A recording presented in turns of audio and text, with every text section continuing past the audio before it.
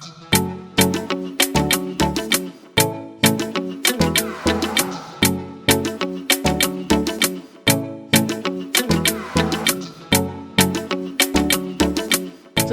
siang teman-teman, apa kabar? Semoga kesehatan bahagia selalu saat nonton video ini. Kali ini saya masih ada di Bali teman-teman, di acara Vespa World Dash 2022. Cuma bedanya saya lagi nggak ngomongin eventnya ya. Saya lagi mau ngomongin ini nih, motor yang ada di belakang saya. Ini adalah Vespa termurah di Indonesia teman-teman. Vespa yang dijual di Indonesia dengan harga paling murah. Harganya 40 juta. Jadi biarpun murah, semurah-murahnya nggak akan semurah motor-motor Jepang gitu ya. Padahal dia cuma 125 cc teman-teman. Ini adalah Vespa LX 125 iGet versi 2022. Warnanya ada silver ini dan ada warna merah. Dan kalau menurut saya masih oke sih ya, masih worth it ya. Apalagi kalau dibandingin sama harga kakak-kakaknya kan. Kayak si Primavera sekarang dijual mulai 47 juta. Terus si Sprint itu 50 juta yang biasa, kalau yang Sprint S 53 juta. Wow, bedanya 13 jutaan, tapi kalian masih dapat lifestyle, dapat gayanya yang khas banget Vespa. Motor ini sebenarnya pertama kali dirilis tahun 2019 ya. Jadi saat itu Vespa LX 125 dari yang 3V pindah ke iGet, ke teknologi iGet. Dan dikasih ada beberapa penyempurnaan, ada lampunya LED apa segala macam. Nanti kita akan sama-sama lihat seperti apa detailnya, seperti apa yang ditawarkan di Vespa termurah, dan seperti apa impresi berkendaranya. Tonton terus.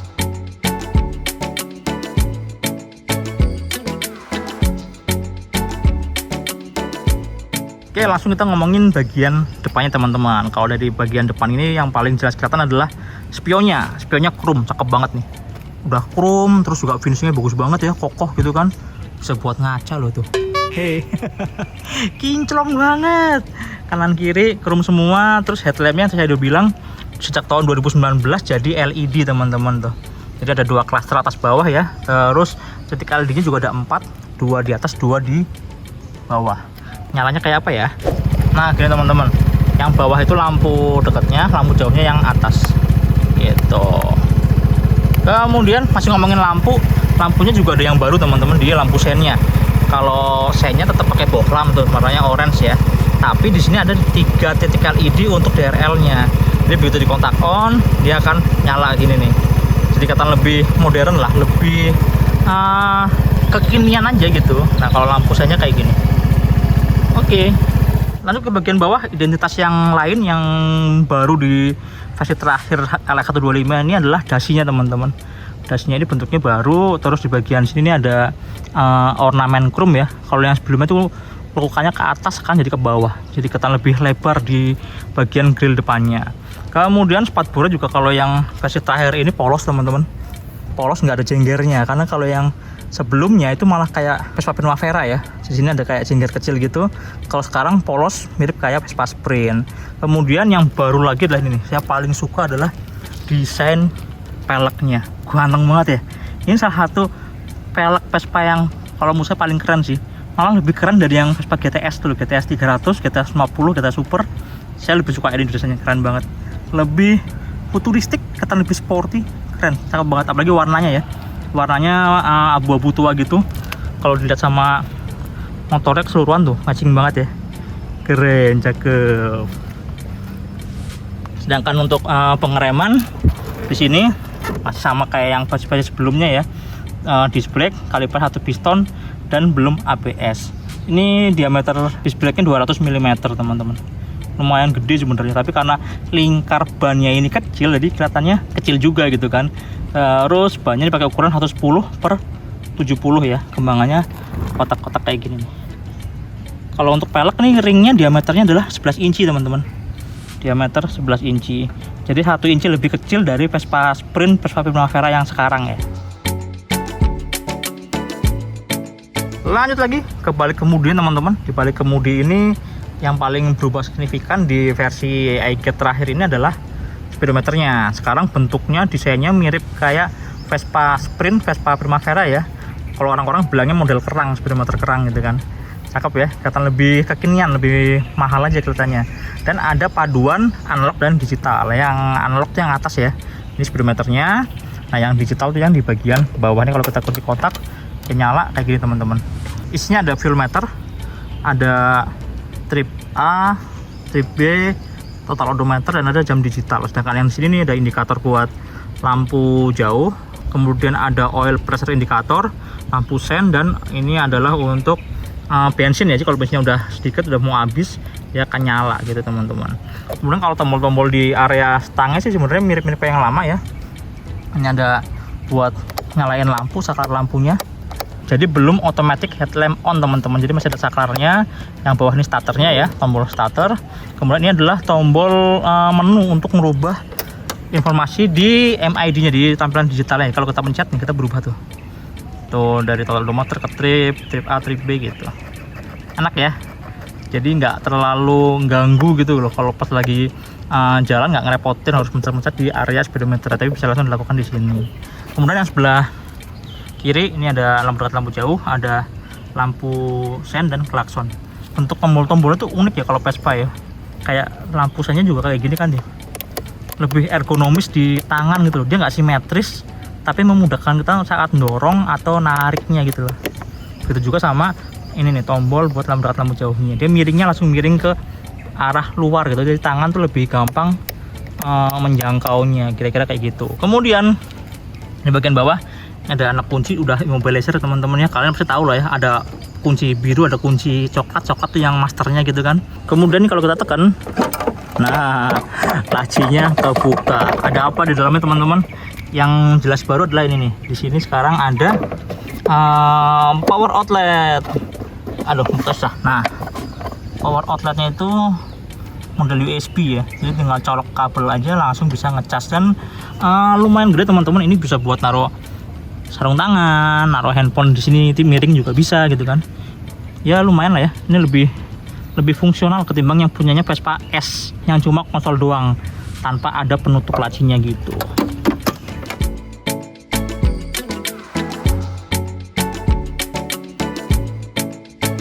Kemudian kalau di bagian samping teman-teman ini ada ornamen tambahan ya, buat keren-kerenan aja sih katanya. Ini jadi ada kayak lubang-lubang kisi-kisi udara di sini. Cuma ya bisa buat pendinginan juga sebenarnya, pendinginan dan angin masuk ke box filter udara ya. Terus ini dek pijakan kakinya ini udah pakai karpet tambahan teman-teman, ini aksesoris ya. Kalau yang asli dia sebenarnya nah model kayak gini aja, lebih klasik kan. Cuma ini udah ditambahin yang kayak gini nih, pakai karet, lebih keset karena ada beberapa bagian yang kayak gini nih, ada kayak gigi-giginya ya. Begitu juga sama yang buat pembonceng di sini. Kemudian apalagi kalau bagian belakang, oh ya buka joknya ya. Nah di sini teman-teman, jadi dia belum terintegrasi pakai tombol di bagian bawah stang ya, kayak punya si siapa namanya, si Sprint atau Primavera. Kalau di LX dan S ini masih tetap harus kayak gini. Plek. Nah, wah bagasinya penuh teman-teman. Ini bagasinya lumayan gede loh. Ini coba saya keluar satu-satu ya. Saya buat tas, bawa tas lagi, bawa sarung tangan, jaket, GoPro, tuh banyak banget kan, jas hujan, botol air minum ada 3. Gila, ini gede banget teman-teman bagasinya. Air minum ada 3, dan ini kalau apa namanya, helm open face masuk sini, bisa masuk di dalam bagasinya. Dan ini enak lagi kalau Vespa, dia bisa dilepas teman-teman bagasinya tuh. Nah enaknya apa coba kalau kayak gini, jadi misalnya mau dibawa ke dalam rumah gitu ya, sekalian aja bawa satu kotak-kotak kayak ini, kayak embernya gitu kan. Dan memudahkan saat melakukan perawatan, kayak misalnya mau servis, mau bersih-bersih tuh, kolongnya langsung kelihatan semua teman-teman. Ini mesin barunya ya, 125 iGate 3V iGate. Kemudian ini bahan bakarnya ini ada di sini, tutupnya masih sama kayak model yang lama ya, dia pakai apa namanya nih, plastik semua. Ini kapasitasnya lumayan gede, 7 liter teman-teman, 7,1 liter, mantep ya. Lanjut lagi ke bagian belakang, ini ada behelnya chrome melingkar gini, klasik banget ya. Ini khasnya LX dari zaman dulu kayak gini terus. Dan lampu belakangnya, nah masih kayak yang lama sebenarnya nih. Dia juga masih pakai bohlam juga, tapi dia ada ini ya, kayak ornamen di sini lebih membulat gitu teman-teman. Dan lampu sanya juga masih kayak yang lama, dia pakai bohlam juga gitu. kalau secara fitur. Oh iya, biarpun paling murah, Vespa LX ini tetap mempertahankan heritage-nya Vespa yang legendaris, yaitu pakai rangka monokok, rangka besi yang sekaligus jadi bodi. Jadi bagian tameng depan, dek pijakan kaki, bodi belakang itu semua dari logam, bukan plastik ya. Mungkin ini juga salah satu yang bikin harganya jadi lebih mahal, tapi tetap ada beberapa komponen yang dari plastik, kayak spanduk depan, list bodi belakang, bagian bawah itu dari plastik. Nah, kalau secara riding position memang sebenarnya nggak jauh beda teman-teman kalau dibanding sama yang versi yang sebelumnya. Karena emang sebenarnya secara frame ini nggak ada perubahan dari tahun 2010 di awal-awal LX masuk Indonesia, masih mirip kayak gini. Cuma ada beberapa penyempurnaan kayak jok, kayak pijakan kaki yang lebih sempit ya. Tujuannya biar teman-teman yang nggak terlalu tinggi kayak saya misalnya gitu, nggak terlalu repot ya, nggak terlalu jinjit-jinjit banget lah. Jadi biarpun tinggi joknya masih tetap sama 783 mm, tapi joknya terus juga pijakan kakinya lebih sempit, jadi kita nggak perlu ngangkang terlalu lebar. Efeknya adalah nggak terlalu jinjit. Biarpun kalau saya 165 cm ya masih lumayan jinjit sih. Cuma udah lebih nyaman, udah better lah, lebih nyaman, lebih pede kalau dibandingin sama versi yang sebelumnya, kira-kira gitu. Cuma kalau riding position ya, posisi stangnya, posisi joknya itu masih mirip banget kayak yang lama. Duduknya tegak gitu kan, terus kaki karena saya nggak terlalu tinggi ya, jarak antara jok sama deknya jauh, jadi paha agak turun dikit lah, tapi overall sih masih nyaman ya, masih enak. Terus kalau karakter suspensi juga masih mirip-mirip kayak versi yang sebelumnya ya, tapi emang ayunan suspensinya khas yang single arm ya depannya, jadi ya agak goyang-goyang dikit gimana gitu. Suspensinya sebenarnya nyaman teman-teman, asal nggak masuk ke lubang atau jalan yang terlalu parah rusaknya ya. Tapi tetap jangan dibandingin sama skuter Jepang ya, karena nggak akan senyaman motor-motor Jepang lah rasanya. Jadi rasanya emang terasa lebih keras ya, dan kalau menurut saya jalan konblok kayak gini aja kerasa banget di getarannya. Mungkin salah satunya karena diameter rodanya yang kecil banget nih, depan cuma 11 inci, yang belakang 10 inci, itu mirip kayak Vespa tua zaman dulu. Emang cocoknya motor ini ketemu aspal yang halus ya, mungkin pas dia develop di Eropa lebih banyak lewat jalan yang mulus-mulus, di sana kan jalannya lebih mulus-mulus dibanding di Indonesia kan. Kalau menurut saya sih buat commuting harian di dalam kota sih oke ya, bukan buat touring gitu kan. Kalau touring saya lebih prefer ke GTS atau ke Sprint gitu kan, yang secara mesin lebih besar, terus wheelbase juga lebih panjang gitu kan, jadi lebih stabil dan lebih nyaman juga. Oh iya, kalau ngomongin wheelbase, jadi ini motor nggak terlalu panjang, cuma 1200 sekian lah, 1,2 meter gitu kan. Dan ini efeknya motornya kerasa lincah banget teman-teman, lincah banget, jauh lebih lincah daripada si Sprint ya. Ya sama-sama enteng ringan bawanya, tapi kalau lincah buat selap-selipnya di si LX ini jauh lebih kerasa. Cuma emang kalau lagi pelan-pelan ya kerasa lebih agak limbung-limbung dikit lah, nggak sestabil si Sprint atau Primavera di slow speednya, kira-kira gitu. Tapi lincahnya oke. Gimana dengan mesinnya? Yuk sama-sama lihat yuk. Mesin ini sebenarnya mesin 3V ya basicnya. Jadi 125 itu ada 125 yang zaman dulu banget, yang cuma 2 valve, terus habis itu ada yang 3 valve. Dan sekarang yang terakhir adalah yang iGate. Jadi ini 3V iGate, 3 klep ya. Jadi klepnya tuh kalau di kepala silindernya SOHC, tapi yang innya, klep innya tuh ada 2. Terus yang exhaustnya ada 1 gitu kan. Dan di mesin ini ada banyak penyempurnaan teman-teman.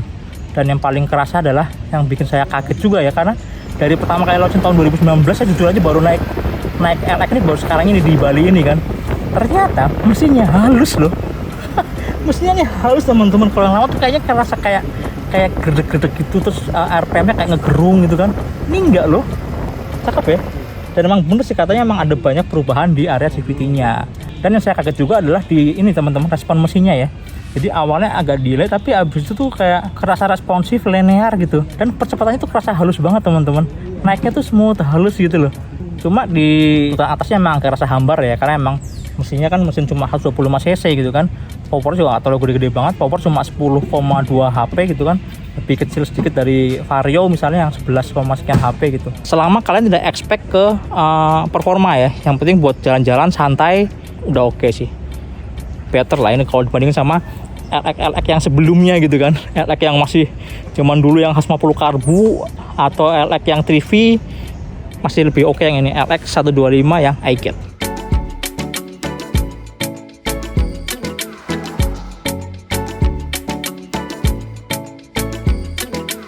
Oke teman-teman, kira-kira itu episode kita ngomongin Vespa LX 125 iGate, Vespa termurah di Indonesia, cuma 40 juta aja. 40 juta loh ya aja lagi. Kalau beli Beat dapat berapa tuh? Dapat 2 ya. Tapi ya itulah Vespa teman-teman, harganya emang agak sedikit mahal karena yang kalian beli bukan cuma motornya tapi juga lifestyle, just kayak hidup katanya gitu kan. Oh iya, satu lagi teman-teman, kalau misalnya mau yang lebih maskulin sebenarnya ada ini nih, yang ini nih, ini Vespa S ya. Vespa S ini kalau secara spesifikasi sebenarnya sama persis kayak LX ya, semua sama persis, tapi ada beberapa perbedaan kayak misalnya di bagian ayolah kita lihat langsung aja deh, kita lihat beberapa yang berbeda. Nah teman-teman, yang beda kalau dari S itu salah satunya adalah headlampnya, dia lebih kotak ya. Nah ini yang S yang versi 2019 sampai sekarang tuh dia headlampnya jadi kayak Vespa Sprint ya, jadi agak trapesium gitu, nggak bener-bener kotak, dan sudah LED.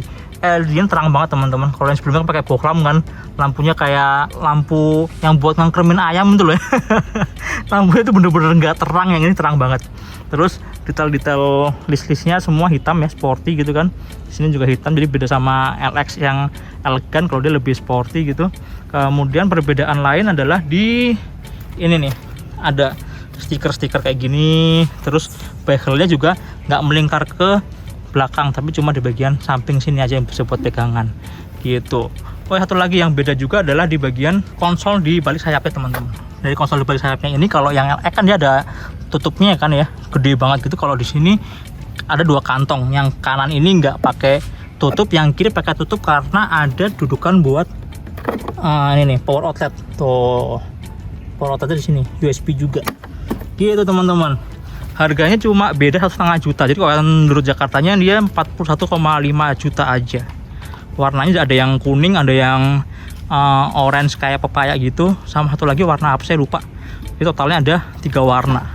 Dan satu lagi teman-teman, secara mesin ternyata di Vespa S ini ada perubahan di mapping ECU-nya ya. Di mapping ECU-nya itu ternyata sedikit otak-atik, jadi secara performa kalau kalian rasain itu sedikit lebih responsif ketimbang yang si LX. Jadi kalau LX itu di awal kayak ada delay-nya dikit, kalau di Sprint ini relatif lebih laju gitu, lebih responsif di bagian putaran bawahnya. Mungkin karena memang ini ya, memang konsepnya kan lebih sporty kan, bisa lebih pecicilan dikit lah gitu kira-kira. Oke deh, sampai jumpa di video berikutnya. Jangan lupa tonton Otomotif TV, nyalakan tombol notifikasi, like, subscribe, dan follow juga Instagram otomotif_tv. Jangan lupa kunjungi otomotif.com untuk mendapatkan berita-berita otomotif yang terlengkap, terkini, dan terpercaya aja. Satu lagi, kalian juga harus kunjungi channel kita Motor Second yang membahas motor-motor bekas berkualitas. Sampai jumpa di video berikutnya. Dadah.